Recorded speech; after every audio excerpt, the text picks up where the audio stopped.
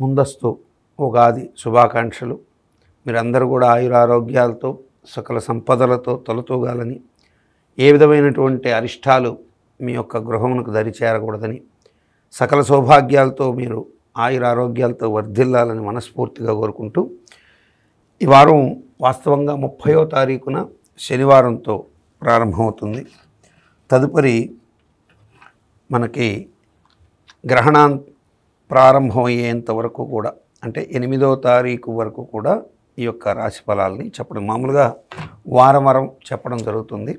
అయితే ఈ వారం 30వ తారీఖు నుంచి ఉగాది ఉంది కాబట్టి ఉగాది ఫలితాలు ప్రత్యేకంగా చెప్పే ఉద్దేశంతో 8వ తారీఖు సోమవారం వరకు కూడా ఈ యొక్క వారం అనే కంటే కూడా 10 రోజుల ఫలితాలని చెప్పడం జరుగుతుంది.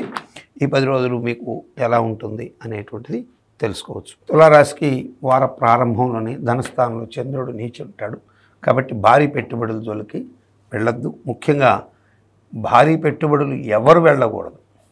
ఇక్కడ చిత్తా నక్షత్రము, స్వాతి నక్షత్రము, విశాఖ నక్షత్రము. విశాఖ నక్షత్రం వాళ్ళు భారీ పెట్టుబడుల జోలికి వెళ్ళకూడదు. స్వాతి నక్షత్రం వాళ్ళు ఇబ్బంది లేదు. చిత్తా నక్షత్రం వారికి కొద్దిగా ఇబ్బంది. కాబట్టి ముఖ్యంగా విశాఖ నక్షత్రం వారు మాత్రం ఈ వారంలో తప్పనిసరిగా భారీ పెట్టుబడులకి వార ప్రారంభాన్ని వదిలేయడం మంచిది. ఆ తర్వాత 6ంట శుక్రుడు, రాశ్యాధిపతి శుక్రుడు 6ంటికి వెళ్తాడు.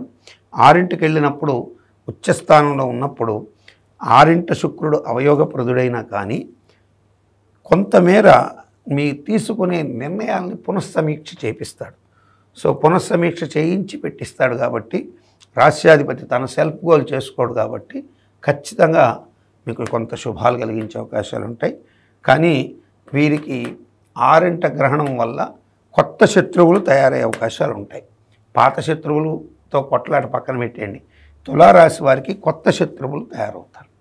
గ్రహణ కాలం వీరికి అవయోగం కలిగించదు, కానీ కొత్త శత్రువులు అంటే మీ ఎదుగుదలను చూసో లేకపోతే మీ యొక్క అభ్యున్నతిని చూసో ఓర్వలేని వాళ్ళు మీకు శత్రువులుగా మారే అవకాశాలు ఉంటాయి.